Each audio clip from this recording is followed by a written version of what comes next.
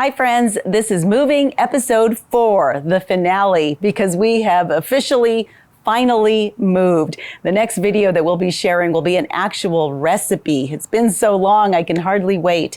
But first, we need to unpack the millions of boxes and get our house in somewhat of an order before we can do that. So thanks so much for hanging in there with us, for being so supportive. And we've really enjoyed reading all your comments and are just amazed at how many of you actually took a genuine interest in this whole process. I had a bunch of you reach out asking, which house did we pick? It was sort of like an episode of House Hunters. So I'm so sorry about the unintended cliffhanger, but we just didn't want to say until we knew for absolute sure, because we were afraid that if the deal fell through, it'd be embarrassing to say, oh, we didn't get it after all, that sort of thing. But the house that we ended up getting was house number 2, the Southwest style home with my dream kitchen and so many of those beautiful Southwest style features that I absolutely love. And I'll show you a little bit of it in just a bit. But first, I just wanted to tell you a little bit about some of what we had to go through to get here, because to say that it was a bumpy road is an understatement. We had so many things besides just having to make so many repairs to our home in Arizona before we could sell it. It just was like one thing after another. In fact, the day before we were scheduled to pick up the moving truck, we had this massive storm come through and it knocked down the palm tree in our backyard. And of course, it would land right in our swimming pool. So poor Tony had to take it out. He had to chop it up in order to move it out of there. And then we had to replace the tree because the house has to be in the same condition it was when the buyers put in their offer. So it was just the last thing we needed when we were so exhausted. Then we did end up picking up the moving truck and we had 2 days to load everything, but it was 116 degrees. So you can just imagine how hard that was. Fortunately, we had some friends and our neighbors come over to help, but it was just so hot. We were drinking so much water and we were putting those little hydration packets in our bottles. And even though we did that, it was a lot. And then we were moving a piano. It was so incredibly stressful. When we finally finished the night before we moved, it was after midnight.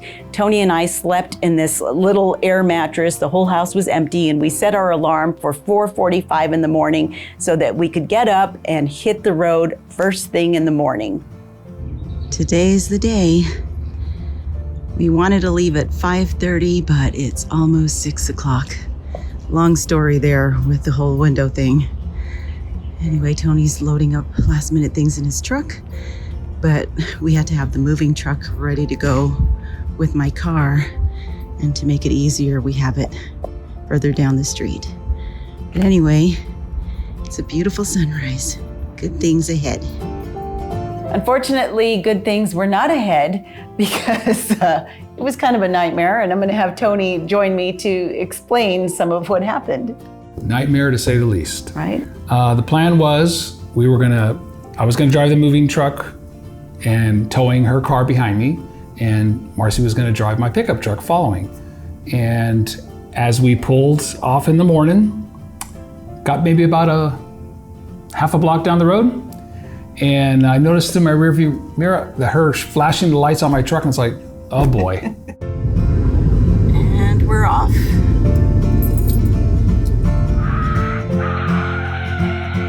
What happened is we were so physically exhausted. We were so mentally drained. We were sleep deprived that we accidentally forgot to release the emergency brake in my car that was being towed. So instead of the car rolling as the moving truck pulled off, it was dragging because the wheel was locked and the rubber was burning. And I was trying to get Tony's attention because he couldn't hear me. He's in this big old loud moving truck. He couldn't hear me, and I couldn't honk because it was still about 6 o'clock in the morning and I didn't want to wake up the neighbors by honking and honking. And so anyway, by the time you figured it out, it was too late. The tire was shredded.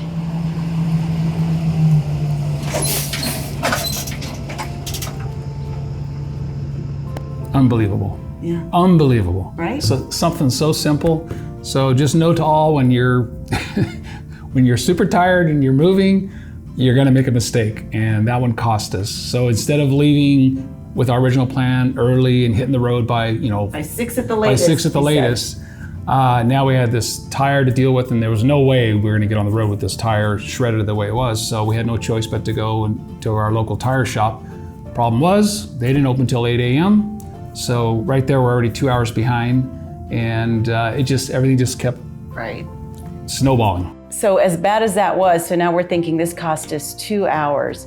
But everything happens for a reason. And now we actually thank God that happened, because as we're sitting there waiting for the tire shop to open, all of a sudden, Tony says, I'm not feeling well.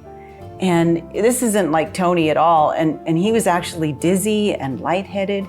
And so I told him, go sit in the truck, the pickup truck, with the AC on, just to, I thought maybe he was just overcome by the stress of it all, or just was tired from not having slept. I made sure he had something to eat, and I was making sure that he stayed hydrated, which we had been drinking so much water, these water bottles. And anyway, the tire was being taken care of, and then Tony wasn't feeling any better, and it just seemed to be worse. So now it's after 8 o'clock. Finally, we get done with the tire, and I realize he's in no condition to be driving anywhere. So I called our friends, and they told us to come on over. And I thought maybe if he just slept for a couple of hours that he would be better.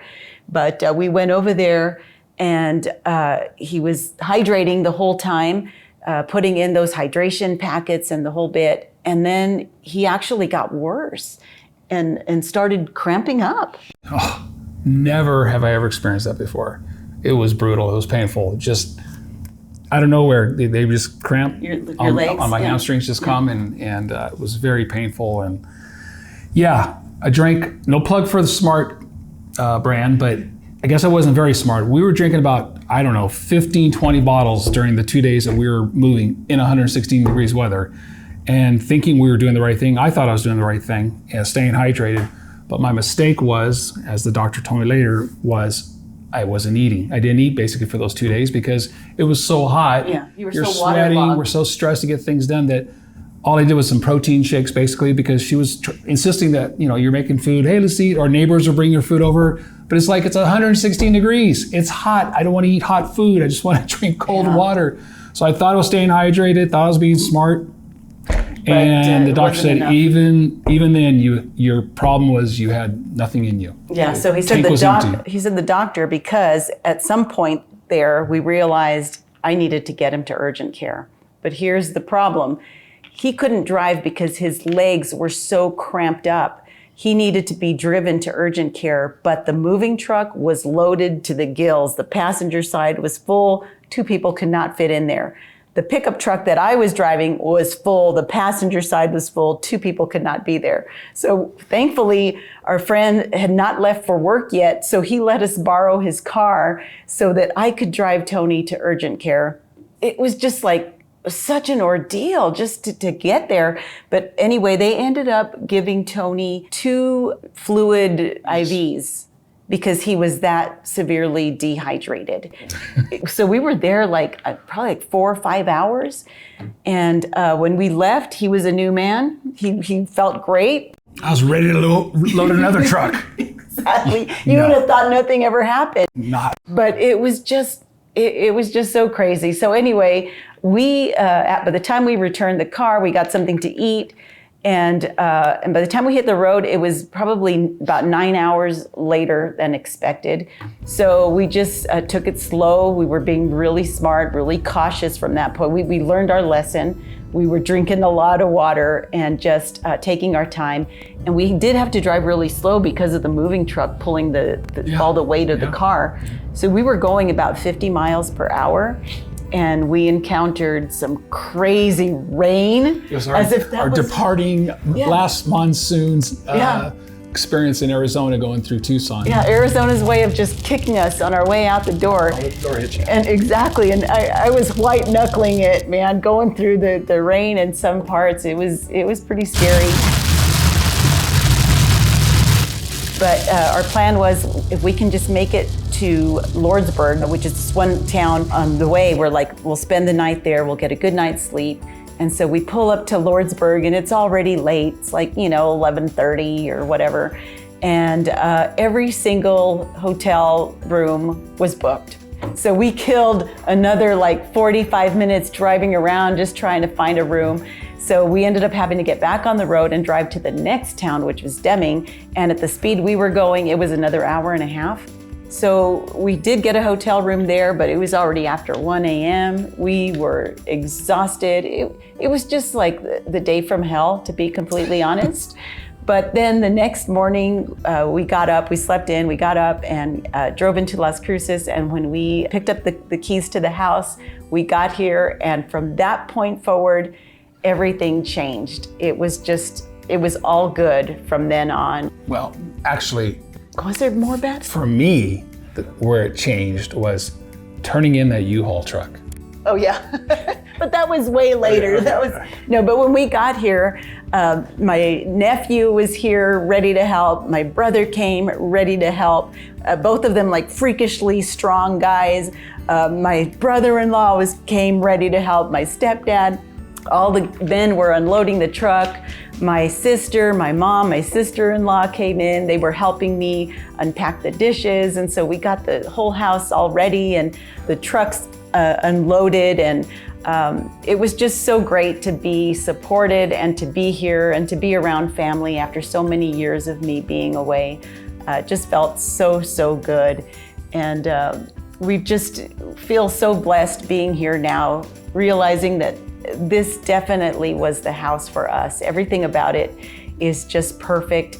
Even my dishes and everything I own, they just seem to fit in perfectly in this home. So I just want to show you a little bit of the house now, or the kitchen, because that really is the only room that's set up right now. We don't have furniture in the living room yet or anything, but I do want to show you a little bit of the kitchen so that you can just kind of get a sneak peek of what's ahead in our cooking videos.